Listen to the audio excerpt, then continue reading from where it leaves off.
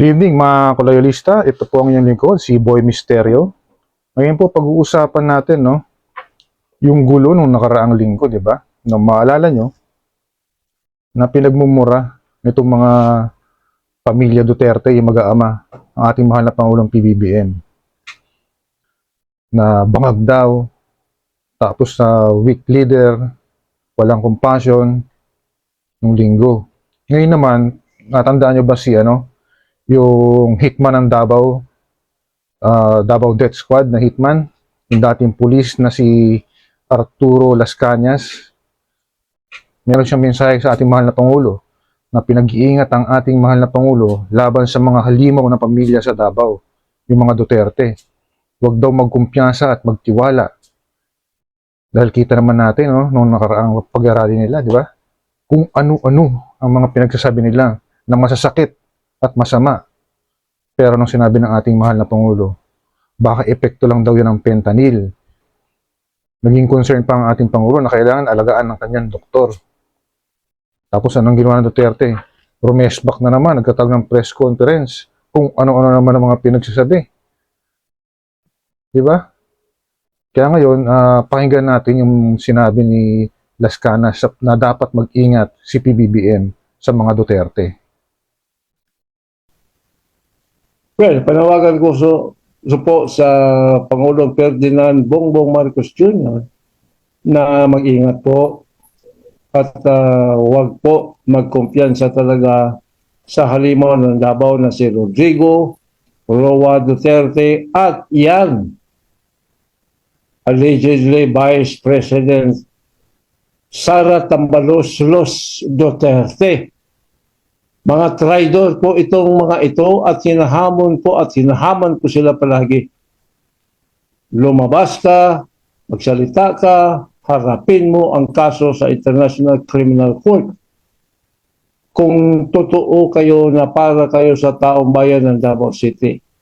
At panawagan ko kay Ferdinand Marcos Jr., huwag magtiwala talaga itong gonggong na si Rodrigo Roa Duterte. Yan, no?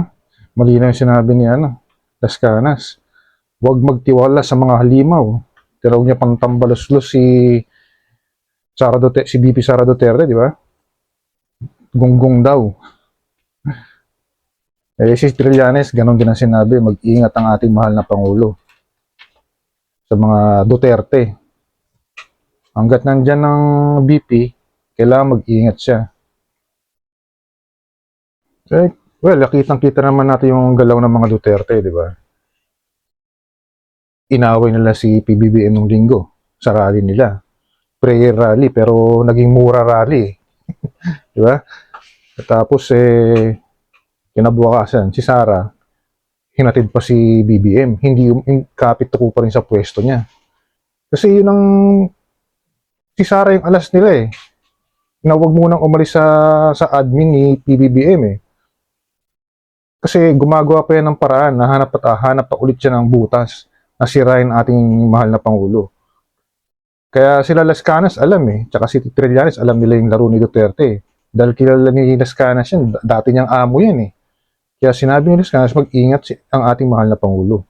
Kaya tayong mga loyalista, kailangan magsama-sama tayo na maging solid tayo sa pagbabantay, sa pagmamatsyag sa mga nangyayari. Kaya itong mga to, mahilig tumanubok Susubukan nila kung kakagat yung tao sa kanila ng linggo. Hype na hype sila, di ba? Hype na hype. Pero hindi sila kinagat. Laglag, di ba? Hindi sila kinagat yung mga ganong style nila Kasi nga, hindi na uso sa tao yun. Paulit-ulit kong sinasabi. Di ba yung Dilawan tumigil na sa ganyan? Tahimik sila ngayon. Wala silang mabanat kay kay PBBM Dahil maganda yung ginagawa ng ating Pangulo. Wala silang mabutas. Tsaka alam nila, hindi na kagat sa tao yung paninira para manalo ka. Diba kahit anong bato nila kay PBBM, hindi sila pinapansin. Deadma lang. Si BBM kasi hindi mahilig sa negative Negative campaign, hindi siya ganun.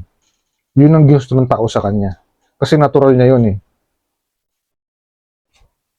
Pero ngayon, nasa losing end sila Kasi yung ICC talagang knocking at the door na. Kaya siya nagwawala. Tsaka dagdag pa yung budget ni Pulong. Ang binigay 500 million. Nagrereklamo siya. Dapat daw 2 billion. Samantalang standard sa isang congressman ang mabigyan ka ng 500 million. Hindi raw siya luluhod para sa budget. Talagang hindi ka luluhod kasi ang laki ng nakuha mo ng panahon ng tatay mo Total of 51 billion. Ngayon, syempre, nakita yan ng Kongreso na sobrang laki ng nabigay sa'yo. Yung ibang mga congressman nga, nakasimangot na Kasi yung mga budget nila, kinuha, binigay sa'yo. Di ba? Kaya ganyan, galit na galit ka nung linggo. Dahil sa pera, sa kwarta.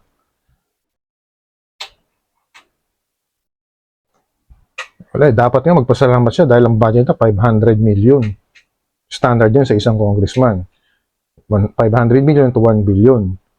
Pero pag 2 billion ka, malakas ka na. Yung 51 billion, ang tawag nila ron, Holy Land. Nasa Holy Land ka. Yun siya ang nakaraan. Hindi na pagbigyan ngayon, kaya sila ganyan, galit. Di ba? Ang tinitirang nila ngayon, yung charter change. Kinahadlangan nila yung People's Initiative. Para ma-divert lang yung tao doon sa 51 billion na makalimutan. Pero hindi namin makakalimutan yan, na araw-arawin namin yan. Mabalik tayo dun sa, kaya sila nagkakayan dahil dun sa ICC, di ba? May mga yun kung second quarter na sinasabing Trillanes, mga April yan hanggang June. Kaya medyo napapraning na sila Pag nakikita nila si Trillanes nagsasalita, napapraning sila talaga Dahil nga yung si Trillanes ang nagsampa ng kaso sa ICC. Kaya si Trillanes updated siya dahil siya ang nag-file. Ina-update siya ng ICC sa kaso. Tapos na ang inaantay na lang yung warrant na lalabas daw second quarter ng taong ito, which is sa mga April nga hanggang June. Antayin na lang natin yon. Tsaka antayin natin yung pag-iingay na naman nila. Tsaka siyempre tayo magbabantay. Kaya ang ating mahal na Pangulo dapat lagi mag-iingat. Lalong-lalo na dyan sa mga taga Davao na sabik makabalik sa kapangyarihan.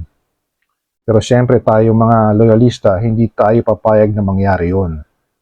Kaya mga kaloyalista, lagi tayong magbantay at magmatsyag. So hanggang dito na lamang po muna. Ito po ang inyong lingkod, Boy Misterio. Paki-like and share na lang po ang video natin. And please subscribe to my channel para lagi po kayong updated sa mga balita.